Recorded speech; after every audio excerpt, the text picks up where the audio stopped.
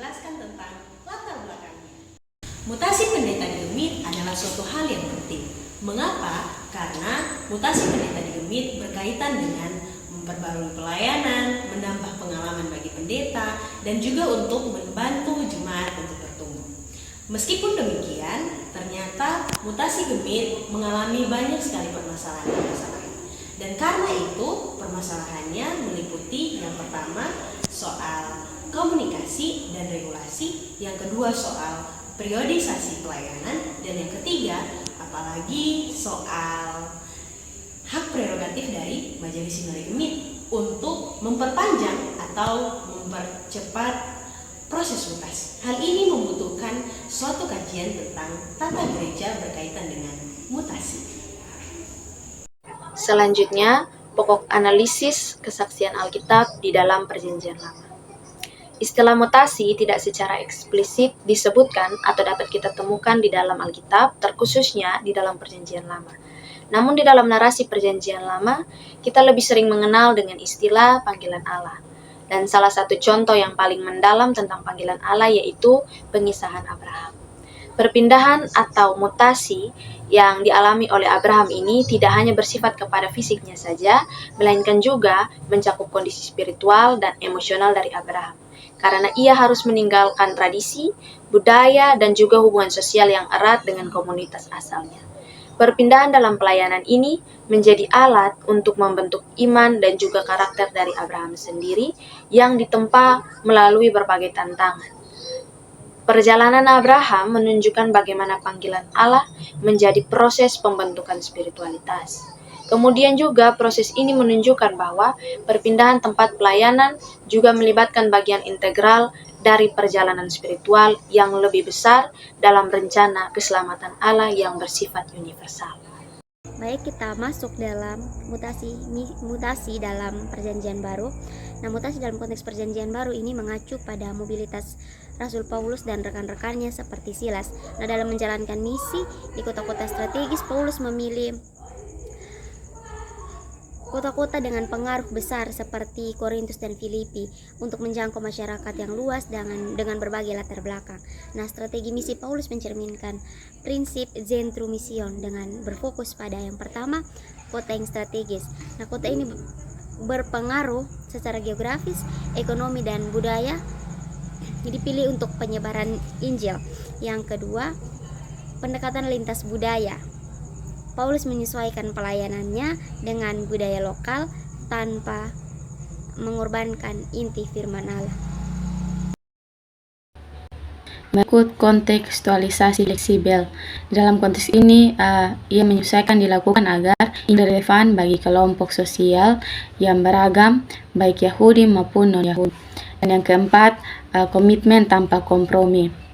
Di sini Paulus tetap teguh dalam menjalankan misinya meskipun ia menghadapi banyak pengorbanan pribadi termasuk penyiksaan dan pemenjaraan. Paulus menegaskan bahwa tujuan kontekstualisasi adalah memenangkan sebanyak mungkin orang. Itu kita bisa lihat di dalam Korintus pasal 9 ayat 19-23. Pendekatan kontekstual harus selaras dengan firman Allah sebagai tolak ukur. Prinsip ini relevan di masa kini, khususnya dalam misi perkotaan yang membutuhkan pendekatan lintas budaya, kontekstual, dan berpusat pada ilmu. Dengan demikian, mutasi misi menjadi pola strategis untuk menjangkau sebanyak mungkin orang bagi Kristus.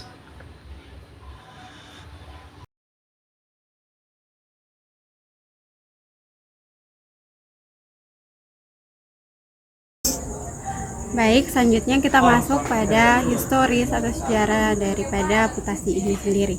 Nah, sejak Gemit berdiri pada tahun 1947 pada tanggal 31 Oktober sampai dengan 1990, tidak ada ketentuan yang baku mengenai mutasi dari para pendeta. Nah, kemudian oleh sebab itu juga pada kurun waktu dari 1947 sampai 1990 tidak ada mutasi bagi pendeta. Nah, ketentuan mutasi bagi pendeta ini baru kemudian diadakan pada persidangan Majelis Sinode di bulan September tahun 1990 di Jemaat Polikarpus Atambua. Nah, persidangan dimaksud menetapkan bahwa para pendeta patut untuk menjalani mutasi setelah melayani selama 5 tahun di satu jemaat. Keputusan ini kemudian dipertegas dalam peraturan pokok tentang karyawan yang ditetapkan pada persidangan Sinode ke-30 tahun 2003 di Jemaat Ekata Soe. Nah, selanjutnya persidangan tersebut dia kemudian menetapkan periode daripada pelayanan seorang pendeta di suatu jemaat selama 4 tahun. Jika tadi 5 tahun, maka kemudian diputuskan dalam persidangan yang baru yang ke-30 yaitu selama 4 tahun. Nah, berdasarkan kedua ketetapan sinodal tersebut di atas, mutasi bagi para pendeta gemit mulai dilakukan secara teratur, terencana, dan periodik. Dan persidangan Majelis Sinode ke-31 pada tahun 2009 di Jemaat Niel Owe Bobo kemudian menetapkan prosedur tentang pelaksanaan mutasi. Prosedur tetap dimaksud cukup menolong sehingga ada langkah-langkah yang ditetapkan diikuti dengan arif dan bijaksana oleh semua pihak, dan ketentuan tentang prosedur tersebut perlu dilengkapi dengan petunjuk teknis tentang penempatan dan mutasi pendeta. Sekian dari sejarah singkat mengenai mutasi. Dalam tradisi Gemit, mutasi atau pergantian posisi para pendeta dan pemimpin gereja menjadi bagian penting dari pengorganisasian dan pelayanan gereja. Proses mutasi ini tidak hanya berkaitan dengan pergantian posisi administratif, tetapi juga mencerminkan dinamika teologis dan spiritual yang ada dalam Gemit. Proses mutasi ini kemudian menjadi cara untuk memastikan pelayanan, di mana para pendeta dipindahkan dari satu wilayah ke wilayah lain untuk memperkenalkan pembaruan dan mengatasi tantangan pelayanan di tempat yang berbeda. Mutasi dalam Gemit sendiri tidak dilakukan sembarangan, melainkan dilakukan berdasarkan keputusan dari Sinode Gemit yang merupakan badan pengurus tertinggi dalam gereja. Proses ini melibatkan beberapa tahap, mulai dari permintaan dari jemaat, konsultasi dengan badan pengurus gereja, hingga pada keputusan akhir yang disetujui oleh sinode. Hal ini hendak memastikan bahwa keputusan yang diambil tidak hanya sesuai dengan kebutuhan administratif gereja, tetapi juga mempertimbangkan aspek teologis dan pastoral. Dalam pandangan teologis Gemit, mutasi kemudian dipandang sebagai bagian dari kehendak Tuhan dalam mengatur kehidupan gereja. Pergantian posisi pendeta pemimpin gereja dianggap sebagai cara Tuhan untuk memperbaharui dan memperkuat pelayanan gereja agar lebih efektif dalam menghadapi tantangan zaman. Selain itu, mutasi juga kemudian dipandang sebagai sarana untuk memperkenalkan pemimpin baru yang dapat membawa perspektif segar dalam pelayanan gereja. Proses mutasi dalam Gemit mencakup beberapa pertimbangan praktis selain pertimbangan teologis. Dalam hal ini, faktor-faktor seperti kebutuhan pelayanan di satu wilayah, pengalaman pendeta, dan dinamika sosial budaya juga turut mempengaruhi keputusan mutasi. Hal ini kemudian memungkinkan Gemit untuk lebih responsif terhadap perubahan yang terjadi di masyarakat dan gereja. Mutasi juga memiliki tujuan jangka panjang, yaitu untuk memperkuat pengorganisasian gereja dan memperluas wawasan para pendeta. Dengan seringnya mutasi, diharapkan para pendeta dapat lebih memahami kebutuhan berbagai wilayah dan jemaat yang berbeda-beda. Ini juga membantu mempercepat pengembangan gereja di setiap daerah dan memastikan bahwa semua jemaat dapat memperoleh pelayanan yang optimal. Baik, selanjutnya saya akan menjelaskan tentang mutasi karyawan pendeta menurut organisasi. Ada beberapa hal. Yang pertama yaitu mutasi pendeta dilaksanakan dalam rangka penyegaran dan pengembangan diri pendeta dan jemaat. Yang kedua, mutasi didahului oleh evaluasi pelayanan pendeta yang bersangkutan. Yang ketiga, mutasi dilaksanakan oleh majelis sinode berdasarkan rekomendasi majelis klasik sambil terbuka pada pertimbangan pendeta yang bersangkutan dan jemaat penerima. Yang keempat, periode pelayanan seorang pendeta di suatu jemaat adalah 4 tahun atau 1 periode. Demi kepentingan pelayanan gereja, majelis sinode dapat mempertimbangkan beberapa hal. Yang pertama, cepat mutasi pendeta. Yang kedua, memperpanjang masa pelayanan pendeta bersangkutan. Yang keenam, adapun batas maksimal pelayanan seorang pendeta dalam satu jemaat adalah 2 periode atau 8 tahun, dan dalam satu klasis adalah 3 periode atau 12 tahun. Yang ketujuh, dalam pengaturan pemutasian perlu diperhatikan hal-hal yang berhubungan dengan persiapan masa pensiun para pendeta.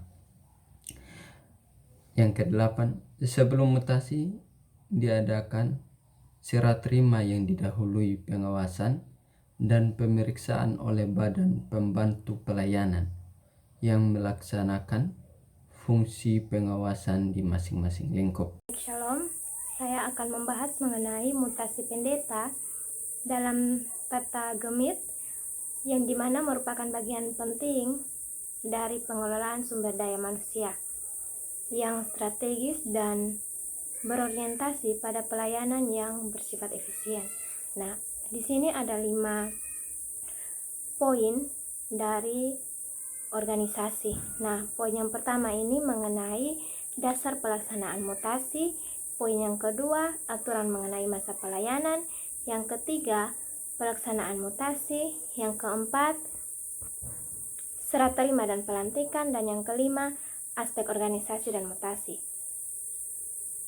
Nah, pada poin pertama dan kedua ini mengenai dasar pelaksanaan mutasi. Nah, pada bagian ini dalam tata gereja atau dalam tata gemit, penempatan dan mutasi dari pegawai dilaksanakan berdasarkan kebutuhan pelayanan yang bertujuan untuk menjawab kebutuhan jemaat yang ada di berbagai aras pelayanan. Nah, hal ini kemudian informasi dan strategis pelayanan untuk memastikan bagaimana pelayanan tersebut berjalan secara terencana dan berjalan dengan baik. Nah, pada poin yang kedua, aturan mengenai masa pelayanan.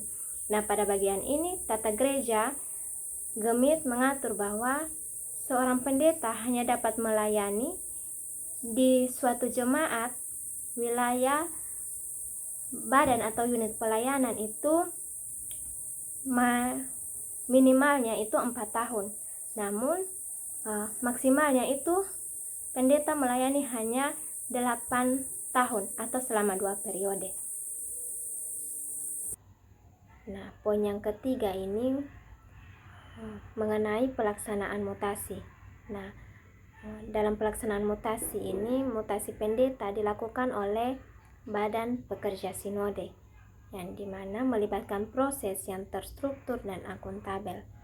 Nah, dalam proses ini maka melibatkan majelis jemaat dan badan pekerja gereja yang ada. Nah, pertimbangan terhadap kemampuan, keahlian, dan kebutuhan dalam pelayanan. Hal ini juga menyangkut dengan penempatan pendeta baru yang dimana sesuai dengan visi dan misi dari gereja. Nah, pada poin yang keempat ini mengenai serah terima dan pelantikan. Nah, pada poin ini juga serah terima pengutusan atau pelantikan pendeta ini dilakukan juga oleh Badan Pekerja Sinode, di mana pada bagian ini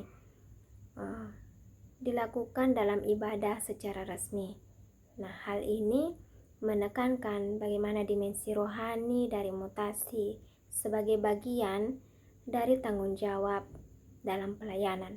Nah, pada poin yang kelima mengenai aspek organisasi dan mutasi itu sendiri. Pada poin yang terakhir ini, mutasi dari pendeta melibatkan keputusan yang berdasarkan musyawarah atau rapat secara resmi. Nah, landasan yang jelas dan akuntabel agar dapat memastikan transparansi proses yang ada. Oleh karena itu, secara keseluruhan, mutasi pendeta mencerminkan bagaimana Gemit mengelola pelayanan dengan baik, dengan adil dan terencana, dan memastikan pelayanan yang efisien, efektif, dan relevan, serta menjaga bagaimana keberlanjutan dari visi dan misi gereja itu sendiri untuk menjangkau dan melayani umat secara adil dan baik.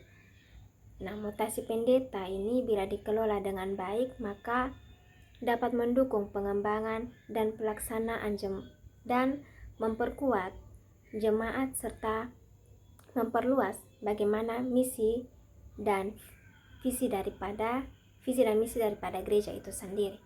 Nah, mungkin sekian dari saya mengenai bagaimana mutasi ini dilihat dari sisi organisasi. Terima kasih dan shalom. Selanjutnya kita masuk dalam konteks mutasi. Mutasi secara umum merujuk kepada perubahan atau perpindahan. Mutasi pendeta adalah perpindahan seorang pendeta dari satu jemaat ke jemaat lainnya. Mutasi memiliki beberapa tujuan utama.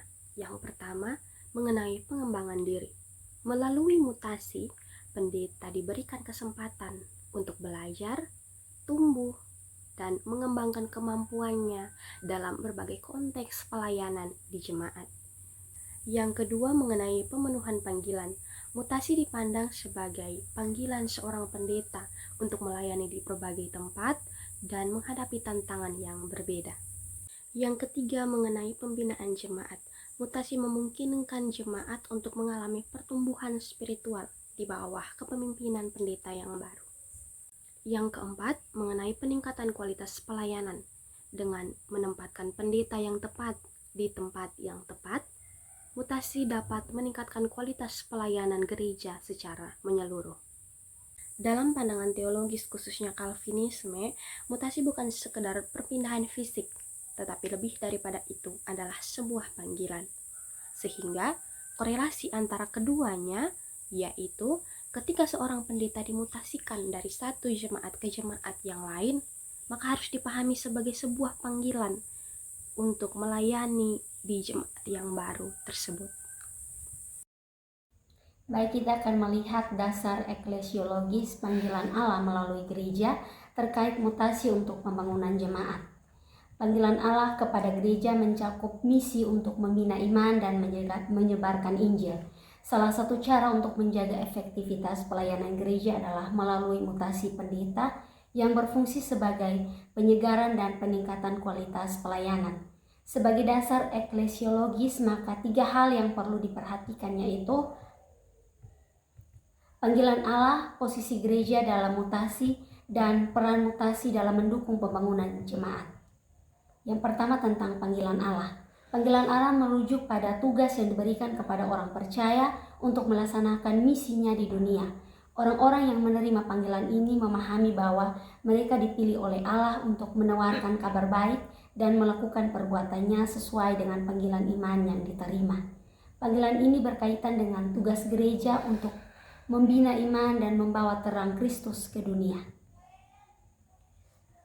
Baik, poin yang kedua mengenai posisi gereja dalam hal mutasi dan bagaimana gereja harus menjadi alat, di mana gereja sebagai tubuh Kristus dipanggil untuk melaksanakan misi Allah di dunia melalui tugas keluar dalam hal ini penyebaran Injil dan ke dalam hal ini pemeliharaan kondisi jemaat. Mutasi pendeta dianggap sebagai sarana untuk menyegarkan pelayanan gereja dan meningkatkan kualitas pelayanan melalui perubahan tempat tugas pendeta, di mana hal ini dapat mendukung efektivitas gereja dalam melayani jemaat dan menghadapi tantangan zaman. Gereja tidak hanya berfungsi sebagai tempat ibadah, tetapi juga sebagai agen perubahan sosial yang membawa kasih dan anugerah Allah. Yang ketiga, kita akan melihat bagaimana proses mutasi dalam mendukung pembangunan jemaat, dan kita melihat sudut pandang dari mutasi pendeta di konteks Gemit. Nah, dalam konteks Gemit sendiri, mutasi pendeta itu kemudian diatur dalam buku draft peraturan pokok Gemit tentang jabatan dan kekaryawanan, khususnya pada pasal 77. Nah, tujuan utama dari mutasi pendeta ini yang pertama ialah untuk meningkatkan kualitas seorang pelayan dalam gereja, yaitu pendeta, melalui penyegaran dan pengembangan diri, serta pengembangan diri dalam jemaat. Mutasi ini juga kemudian memberikan kesempatan bagi seorang pelayan, dalam hal ini pendeta, untuk bagaimana ia mengalami pertumbuhan spiritualitas dan pribadinya, serta bagaimana seorang pelayan atau pendeta ini memperkenalkan pendekatan pelayanan yang baru yang dapat mendukung perkembangan dalam jemaat. Dengan demikian, maka mutasi ini juga kemudian dapat dilihat bahwa ia berfungsi sebagai sarana pembinaan bagi pendeta dan juga sebagai alat untuk memastikan bahwa gereja ini tetap efektif dalam melaksanakan misi, dan kemudian ia juga melayani jemaat, serta gereja juga tidak kaku, tetapi ia terbuka terhadap perubahan yang terjadi. Baik, kita akan masuk pada usulan. Yang pertama, Majelis Sinode perlu menyosialisasikan peraturan dan prosedur mutasi secara rutin kepada jemaat dan pendeta, sehingga proses mutasi tidak dianggap sebagai sesuatu yang mendadak atau berpihak. Yang kedua, penetapan aturan periodisasi yang lebih fleksibel. Nah, meskipun aturan tentang periode pelayanan sudah jelas, perlu ada kebijakan yang mempertimbangkan kondisi unik jemaat atau pendeta.